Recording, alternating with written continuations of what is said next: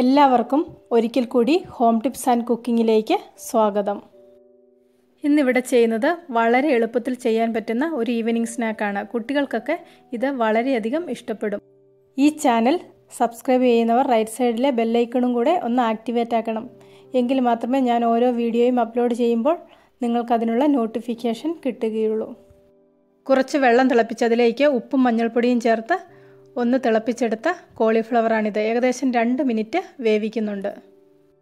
ഇത് 1/2 കപ്പ് മൈദയാണ്. ഇതൊരു ബൗളിലേക്ക് ചേർത്ത് കൊടുക്കാം. അതേ അളവിൽ കോൺഫ്ലവറും എടുക്കുന്നുണ്ട്. ഇതിന് പകരമായിട്ട് 1/2 കപ്പ് അരിപ്പൊടിയും 1/2 കപ്പ് കടലമാവും ചേർത്തും ഇത് ഉണ്ടാക്കിയെടുക്കാം.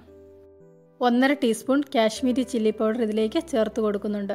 കളറ് വേണ്ടിയിട്ടാണ് കാശ്മീരി ചില്ലി പൗഡർ ചേർത്ത് കൊടുക്കുന്നത്. എരിവ് വേണ്ടവർക്ക് സാധാരണ മുളക് പൊടി ചേർത്ത് കൊടുക്കാം.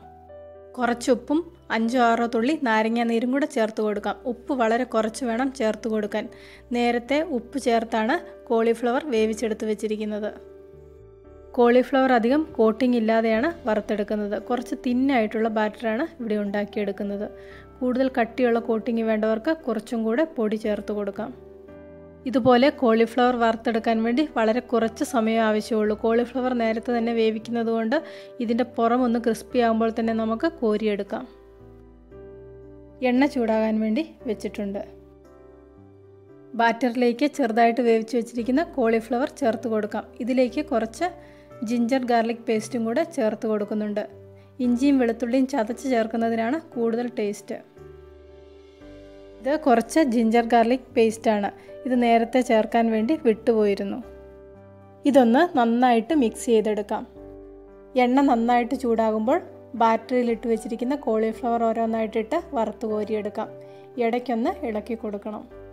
പുറം ഭാഗം ക്രിസ്പി ആയെന്ന് മനസ്സിലാകുമ്പോൾ നമുക്കിത് കോരിയെടുക്കാം. ഇപ്പോൾ കോളിഫ്ലവറിൻ്റെയൊക്കെ സീസണല്ലേ, എല്ലാവരും ഒരു പ്രാവശ്യം ഇതുപോലെ ഉണ്ടാക്കി നോക്കണം. വൈകുന്നേരം ചായയുടെയൊക്കെ കൂടെ കഴിക്കാൻ വളരെ നല്ല ഒരു ഐറ്റമാണ്. ഇന്നത്തെ ഈ റെസിപ്പി ഇഷ്ടപ്പെട്ടെങ്കിൽ ലൈക്ക് ചെയ്യണം, ഷെയർ ചെയ്യണം. കൂട്ടത്തിൽ ചാനൽ സബ്സ്ക്രൈബ് ചെയ്യാത്തവർ ആരെങ്കിലും ഉണ്ടെങ്കിൽ സബ്സ്ക്രൈബ് ചെയ്യാനും മറക്കണ്ട. സബ്സ്ക്രൈബ് ബട്ടൺ ക്ലിക്ക് ചെയ്യുമ്പോൾ റൈറ്റ് സൈഡിലായിട്ട് ഒരു ബെല്ലൈക്കണും കൂടെ വരും. അതും കൂടെ ഒന്ന് ആക്ടിവേറ്റ് ആക്കിയിട്ടുണ്ടെങ്കിൽ മാത്രമേ ഞാൻ ഓരോ വീഡിയോയും അപ്ലോഡ് ചെയ്യുമ്പോൾ നിങ്ങൾക്കതിനുള്ള നോട്ടിഫിക്കേഷൻ കിട്ടുകയുള്ളൂ.